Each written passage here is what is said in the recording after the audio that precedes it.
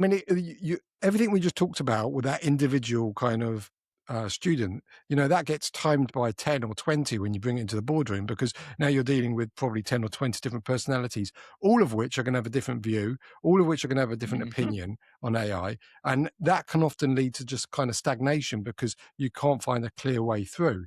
So it goes back to we were talking about the Reid Hoffman framework, which I really love. I always use it. For those who don't know what I'm talking about, Reid Hoffman, who was the founder of LinkedIn, in his latest book, I think it was called Super Agency, really good book. I'd thoroughly recommend it. He talks about these four personas that exist within attitude towards AI. So you've got the doomers. Mm. They're the people who think that AI is an existential threat to humanity. It's going to wipe out the human race, etc., etc. Right? Then you've got the gloomers. Those are the people who think AI is coming for my job, and I'm going to be without a kind of purpose in life.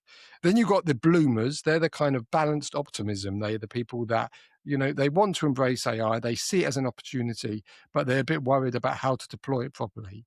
And then you've got the zoomers. Those are the people who are like full steam ahead, incredibly annoying, always going on about AI, probably like us. Always going on about AI. So the reason I raise those personas is because if you take a boardroom, it doesn't matter where, all those personas are going to exist.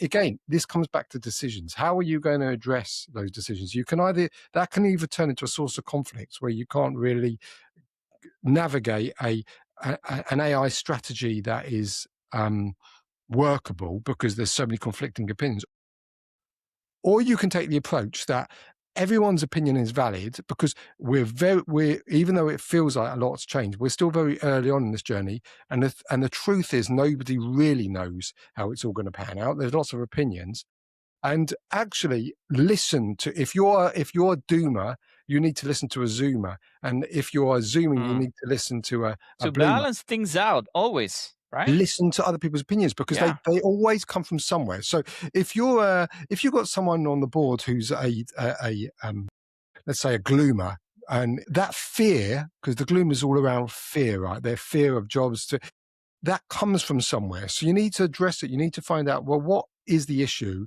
that they're really worried about? And then make sure when you're dealing with an AI strategy, and I hate the word AI strategy, by the way, it should be a business strategy that is powered by AI rather than just an AI strategy, right?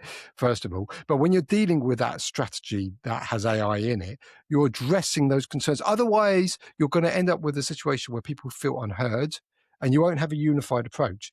But if you take the approach where everyone's opinion is valid, and I do believe that you can make everyone feel relaxed about this, because there's a lot of panic going on at the moment because things are moving so fast. And Hmm. sometimes what you got to do is you just got to stop.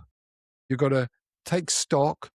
Don't rush into bad decisions, because just because it's going crazy out there, sometimes the best thing you can do is just be calm and see what's happened, take stock of what's happening. That doesn't mean you shouldn't move fast and react to what's happening, but I'm also seeing a lot of panic decisions going on, both within the tech world and the business world and in the personal world. The worst thing you can do is react too quickly to any of this.